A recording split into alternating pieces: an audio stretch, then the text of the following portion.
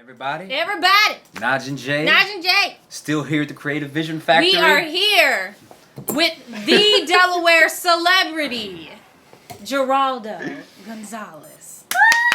Yep. So your art is going to be featured in the fundraiser that's coming up in November, the Black Friday one. Yes. Yep.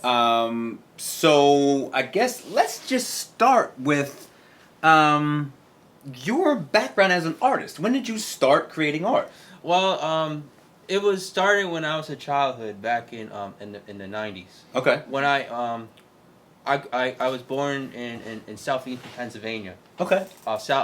South Philadelphia. Okay. My dad's from Puerto Rico. Okay. And my mother's from Brooklyn, New York. Okay. Yep. So, and I started doing art when I was a kid. Okay. When I was a little. Like 5, 6, Five, or like okay. 5 or 6. Okay. So, what happened was when I lived in Aston, Pennsylvania. Yep.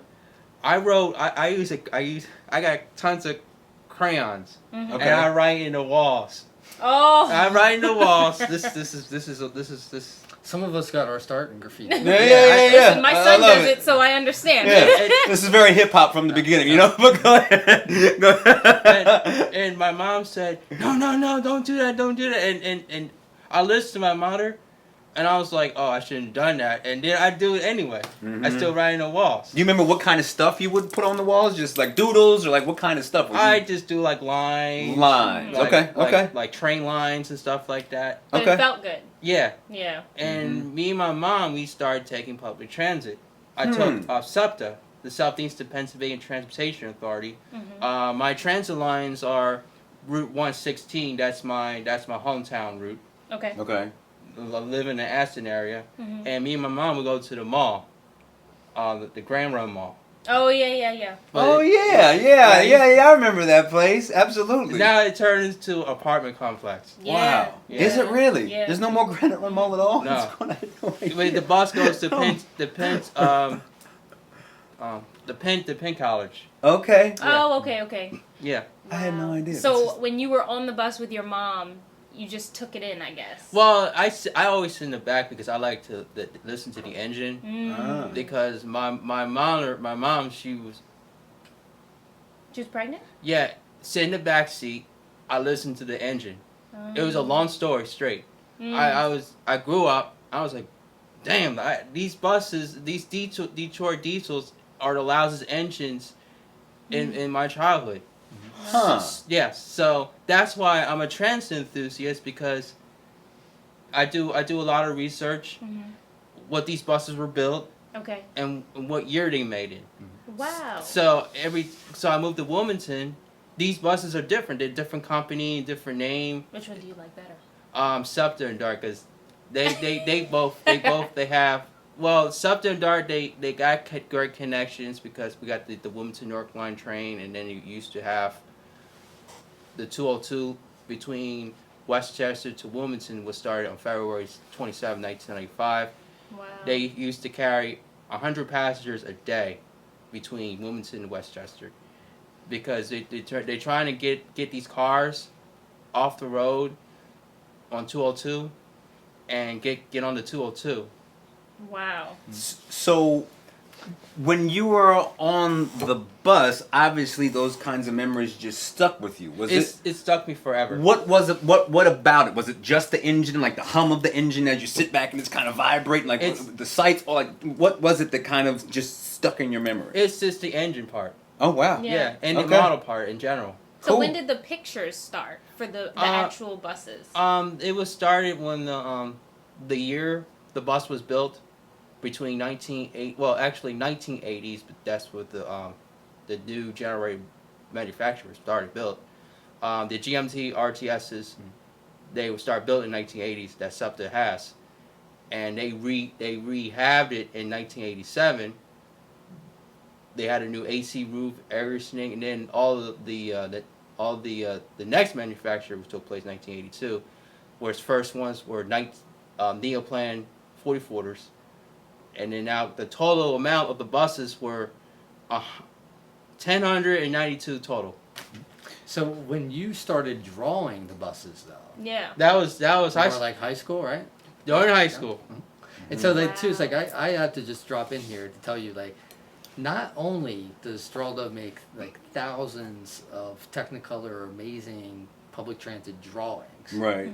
but having Geraldo as a member of our community, a member Right. of our community where oftentimes we have people who are in transition, transient, maybe not from here, don't know where they're going, or Right. have been car dependent their entire life, which Right. is very common in this state. Yeah. I feel like people expect that you should be able to drive to like the Yeah. milk aisle and then drive to this aisle and then drive over here. I can text Geraldo in the middle of a day and say, hey, I have somebody here who needs to get to the mall and then has to go to Dover. That's exactly what we did. How does he get there? How does this happen? And I Wow. don't have to wait. I don't have to wait a day. I don't have to wait 2 days. I don't have to wait a week for a response. We're talking about a response like within minutes, Wow. and the whole route spelled out. So wait. So Geraldo is like our very own Dart. He knows, Google right. search Listen. engine. I have a totally random question. I don't that know have if they to can ask. see this, but this picture, that's him. He took this picture.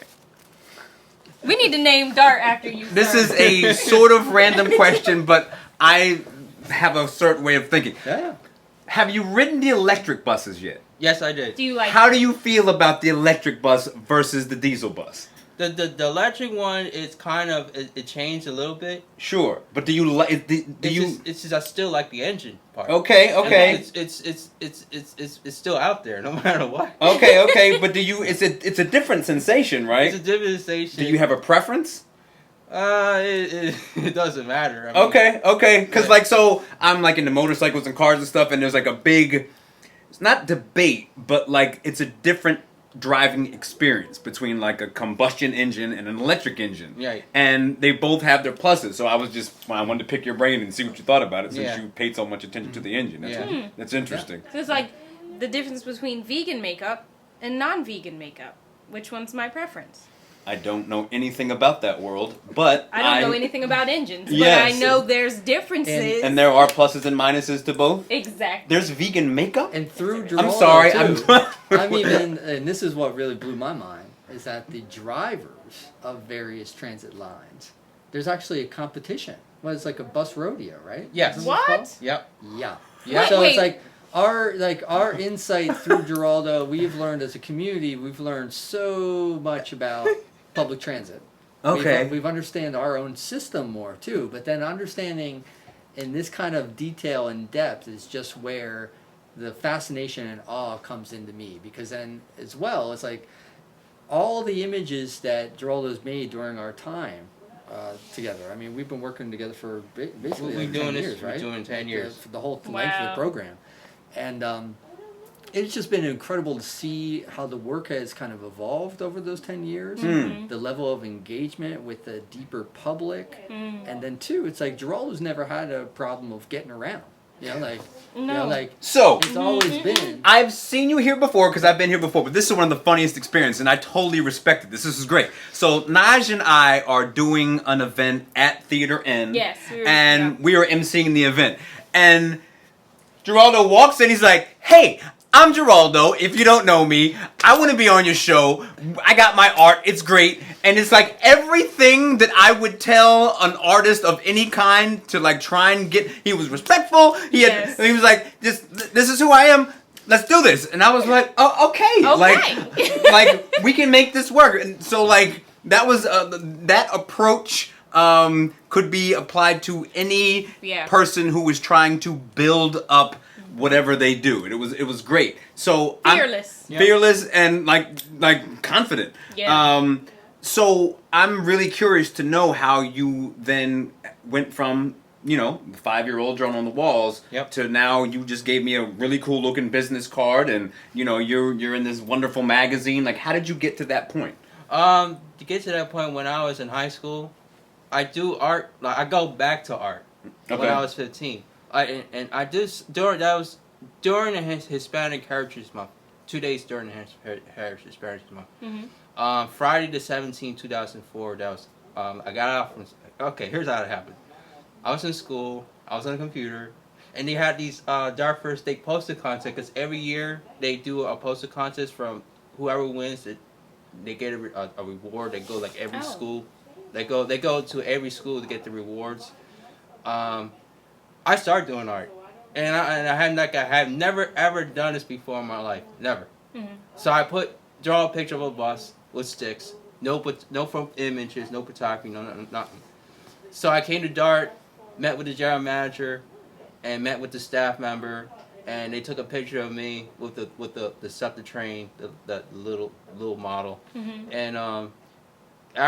and a week later, I start doing more art, and my whole life has changed, and I'm being more independent and I get very serious. Mm-hmm. I get very serious. Nothing wrong with that. Nothing wrong with that, because that's who I am. I started taking more buses in Wilmington, and I started taking a train to get back to my hometown state. Yeah. And the areas that I recognize is changing. And I get to know the area even more. And then I went to Philadelphia a couple years later, get to know these routes, and I started taking the subway lines, and started taking the trackless trolley lines, the subway lines between the Broad Street and the Markham Franklin line. I took a couple of New Jersey Transit buses between Camden and Philadelphia, and I took the New Jersey Transit, the northeast line between Trenton to New York to New York Penn Station. You drew all of these too? All these too, and I took a lot of pictures without no problems, and I took many video documentaries when had new buses versus the old one, and I put stuff on YouTube so many other transit enthusiasts across the country. I see there's over a lot of rail enthusiasts in New York City. Wow. They take pictures of subway lines and the car lines and route numbers. I'm like, how do these guys know all this? So I go to their website, and I was like, oh, so this is how they get their information. So I'm trying to do here too. Yeah. I try to build out my website and to create a bus roster, create a route numbers. What year model is built? Go through history. And I got some very old sketches from the 80s through and early 2000s. That's really and neat. Geraldo too, he give you a full timeline of his entire engagement Okay. with transit and making artwork. But then too, that engagement also traverses 9/11. Yes. Right? And so if you are carrying a big camera around, taking pictures of trains and train lines and stations and things like that in a post 9/11 world, Right. you're going to have some confrontations with authorities. Yeah. And so it's like by the time we met 10 years ago, right at the beginning before we opened up the Creative Vision Factory, I remember the story of you telling me about having like really tense exchanges with people questioning your photography. And the photography was always a tool of kind of collecting. Collecting images of how many different train lines you can get, how many different buses did you spot. And then those images that Geraldo was then taking was then transformed into his own artwork. And what's been really cool too is to see that the photography and the artwork kind of playing with each other. But then too, the time that we've been working together, you've taken some Photoshop classes at Delaware College of Art and Design. It's just gotten around where he has a full mastery now of digital media and Photoshop and being able to manipulate images. It's just been super cool to observe. Yeah. So, and let's talk about that stuff. Being in transit photography is not easy. Yeah. And I hear stories from many other transit enthusiasts. They go through hell, and they say, oh, you cannot do this and that. I got one story I read from a transit enthusiast from Jefferson Station, formerly named by Market East Gallery Station. Yes. There's two guys. They were minding their own business, and the guy was at the platform yelling at them. They screaming at them, and my friend yelled back.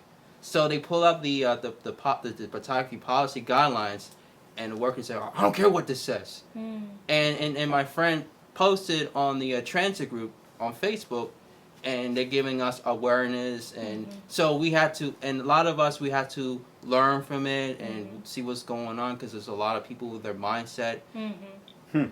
There's a lot of people out there, when you have a job, you're in the public, you have to help people, not antagonize and do anything wrong, because 9 times out of 10, when those same people, they harass photographers, they're doing it wrong, because the more you harass and making up 9/11 stuff that doesn't exist, that's what the lawsuit is starting. That's what the lawsuit took place, because there was one video I watched back in 2011, March 2011. There was this one photographer. He was from Portland, Oregon, and he came to Baltimore. He's trying to do a documentary. There's a new station. It's upgraded by the MTA Maryland. So he was doing a documentary, and the staff member was having an issue with that. So she bringing a cop over here. He was asking him a question. He said, "What do you take pictures of?" So he explained to the cop what he was doing in a calming way, and it was like, okay. And then all of a sudden they're making up lies and all the stuff. They detained him for 41 minutes, and it was right up the back. And it's on YouTube, but his videos and his channel was completely gone. Do you carry the guidelines around to protect yourself? Yes, I do. What do you have them now? Well, it's in my house. Oh, okay. Because I don't do it today. I didn't know that was a I didn't know either. a requirement or anything, or that there were guidelines. But see, most transit agencies know it's art. To photography, it's art, because if you look at the transit stations, you have the murals, you have advertisement. It's all art. Yeah. And most people know that. Most people know that I have freedom of speech. Photography is not a crime. And we all know that, and most people know that. And there's half of the people out here are being brainwashed due to the fact that, because of how you look. The Bible said, never judge by how you look, and never judge by the book of its cover. Because 9 times out of 10, the more negativity gets to me, the more I'm going to fight back. And then I'm going to continue putting up the truth, putting up the facts, and then Michael Comback and the Creative Fisher Factory got my back. They got your back. They always got He my said, back. "Pull up." Comback got my back. CV. Yo, I'm gonna run with that. I gotta stop. So one more kind of important question. Wait. Yes. Where do you see yourself in the next 5 years The next 5 years. with your art? Well, right now I'm going to start doing. Sorry about that. No. I'm not. So right now I'm going to do. Can you pass me the pictures of it, please? Yeah. Sure. These or these? These. I want to show you something. You can take these back. Sorry. Okay, so this is the Photoshop I'm working on right now. I love that. This is the Photoshop that I'm working on to do Full a voice rap. rap. Wow. So this is the original picture that I took. Oh my God. This is the original picture I took. So after I took that picture, everybody's looking towards the bus. And I was like, oh, cool. So I'm going to use it for Photoshop. So this is what I'm working. So I got the piece in my house that the truth about to boost your brain professionally. That's going to be my next Wow. Gotcha. So this is the example of myself and how to grow my art. And so I've been donated for since 2013, and we haven't reached our goal. We trying to reach $8,000. Okay. And we got it's a $10,000. I think so. Yeah. Yeah. It's like there's a fixed cost. We were and we'll have to look it up again. But there's a fixed cost at that scale of bus wraps. Yeah. Oh wow. And so what we want to do is to take all the work and fuse it into an actual That's bus cool. wrap. Wow. Yeah, That's cool. And have that kind of cruise around the state. Now, That's awesome. what's going to be for sale at the auction coming up? Do we know what kind of We things don't know we're going to yet, see? but Okay. you'll know, because Geraldo, almost Midnight? all the drawings Oh. have this a very similar dimension of like 22 by 28 inch poster board scale. Okay. These drawings. Yep. And so these drawings too, and you'll be able to see a stack of them, and he works so prolifically that he has thousands of them. Okay. Wow. And Yep. so, I mean, it's been a journey, man. We've had, when Geraldo first showed me his portfolio way back in the day, Yep. he told me, he's like, I keep on sending these images to people at the art museum, at the Contemporary, and no one gets back to me. At all. And Period. I'm prone to some kind of grandiose speech every once in a while, and I said, well, if you hang with us, We get got into you. all those places. Come back, And got so- your back. And so, like, it's been so cool just to sit back. He's not only been to all those places, but he's had multiple shows now at Fleischer Ullman Gallery in Philadelphia. Wow. That relationship got him curated in an exhibition at Arts Project Australia in Melbourne, Australia. Wow. Yep. The article that Nancy Josephson and Dr. Ann Boulder wrote for Geraldo in Raw Vision magazine Wow. premiered the day that his work was featured by Kolsch Gallery out of Houston at the Outsider Art Fair in New York City. And so all these things were happening for us like in the months before the pandemic hit. Yeah. And so if somebody would ask me right when we opened 10 years ago what success would look like for our artists at the Creative Vision Factory, I would say, well, like getting featured in a major publication like Raw Vision and participating in the Outsider Art Fair. Yeah. And so one of the coolest experiences that I had during this whole tenure running the Creative Vision Factory is that I was so up a tree when that was happening, just with like stress and being understaffed and all kinds of stuff, Yep. that I didn't even, I couldn't even see myself getting up to the show with Geraldo. Mm. And Nancy and Ann Bowler, they're like two fairy godmothers of this organization. They bought us tickets, train tickets, and I got to take the train from the Wilmington train station with the king of transit himself. I know. I was gonna say, That's like, pretty you cool. went Up to the city. with the That's best. pretty cool. like, But the thing that really hit me when we got up to the city and got to the fair, though, one of the first people to greet us was Alex Baker, the director of Fleischer Ullman Gallery. wow. Okay. And he greeted us, and then Nancy was already there. Ann was there. They introduced us to the editor, the founding editor of Raw Vision magazine. We're meeting all these people, and then too, it was like I mentioned to you, I was like, Fleischer Ullman had like the largest booth at that fair. Yep. And it's like, so we not only arrived, we like instantly arrived at the cool kids table. There you go. Like it was just super, super cool. So it's Oh, just you been guys super, are the You, cool kids. he was table. already there. Alright. You were invited. like, don't get it twisted. That's great. But the drawings are like multicolor and like so many a history of not just like local transit. Like you said, Geraldo's getting around. Okay. Right, so the entire Mid-Atlantic, but also looking at images and looking at transit systems from across the country, all makes its way into the work. Because of his shows and sale record, though, it's like some of these drawings aren't as easy to come by as they used to be. Okay. Because this guy, he keeps on like his CV keeps on getting longer, his sales getting deeper. You get to when that happens, you get to keep on charging people more money. That's the goal. And so- I said Delaware celebrity. Oh, Oh, and check this out, guys. 2019 was a very, very, very successful year. That's awesome. Because after I've been an artist for 15-year anniversary in 2019, and now I became a professional artist. Yes, I started in 2020 before this whole pandemic mess started, yeah. yeah. and I still my levels are still up, but started from 2008 with with a lot of questions, all the way to 2019. Everybody was quiet. Hmm. I'll tell you why it is quiet. Because the Delaware Online, the New Journal, they put me in there. The WDL, Mm. they put me in there.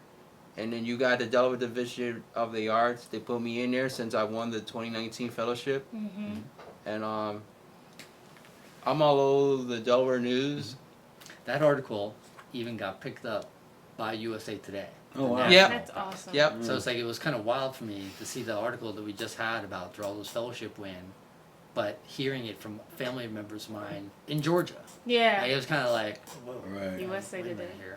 Well, we are honored to be here and to be able to hype you up and let the world know that you're awesome. And we thank you for allowing us to interview you. Oh, Because and we know he's busy. Yeah, and one more thing. I'm sorry to cut you off. No, you're fine. There's more work needs to be done, and I get everybody was quiet before I get back on my photography. Nobody can question me nothing. But I get some of the weird questions, but I try to answer, but sometimes I didn't prefer not to answer. I understand. It's just I gotta fight for it. Yeah. You know what I mean? And not to be rudely to people. Yeah. Because if people give me negativity, I'm like, okay, we're not interested in having a conversation.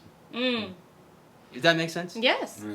Michael, I think can one you of give the us other things too has been really interesting to watch this play out over a long period of time, because the theory that we're operating under here at the Creative Vision Factory is that arts networks create, and there's a professor at the University of Pennsylvania who's studied this, they actually generate really robust social connectivity and social networks. And so although, arts organizations like Creative Vision Factory and Christina Culture Arts, we might not be like flush with cash, what we are flush with is relationships. Oh, yeah. true. And social capital. Oh, yeah. And being able to navigate that world can really make all the difference in being more connected and having the community open up to you and being seen and taken in as a genuine participant. And I think that what's really cool to me is that Geraldo always told me right from the jump that the artwork was always about informing people about this thing that he loves to do. Yeah. And as we've done it more and more people are aware and are totally accepting of it, and two are expecting it from you and wanting to see more. And beginning this fall, there's gonna be a new movie release on my YouTube channel. It's called A Grand Atrocity Art. And Michael, you remember we did a video at each other. I still Luis Lopez and So this movie is about starting as an artist, going outside with the camera. I get a lot of crazy questions. Like I have never forget the 9/11 mentality. So it's gonna be all that stuff gonna be there. And also I got videos from 2013 that we had a group we had a group show from Lacoma show. Back in 2013 at Flash Mormon Gallery, so I got a camera and do a little video documentary with his work and other artists' work, and what really caught up with the video that the lady asked me a question. She said, "Can I ask you you do a video of everything?" And I was like, "Yeah." And then I was like, they asked me a curious question, so I'm glad it's got on video. Yeah. And the video, in 2013 video, it haven't destroyed. It is still there and it's saved on the CD. Cool. Oh, wow. Got our whole history. So how do we make sure one more time that we, participate and view in the event on Black Friday? So Google Brandywine Counseling. Yep. It is the second annual virtual fundraiser, Black Friday fundraiser. So midnight, Thanksgiving night is when it becomes live. We're gonna have an assortment of artwork from the Creative Vision Factory, including Geraldo Gonzalez original drawings, which are it's a hot ticket item. If you want to invest and make an investment in your portfolio, you should probably have a few Geraldos in your collection. And tons of the Creative Vision Factory mosaic vases. 50% of these proceeds go directly into the hands of our artists. Our artists like Geraldo, who are used to showing at prestigious galleries, they're used to the This is other his entity thing. earning their 50%.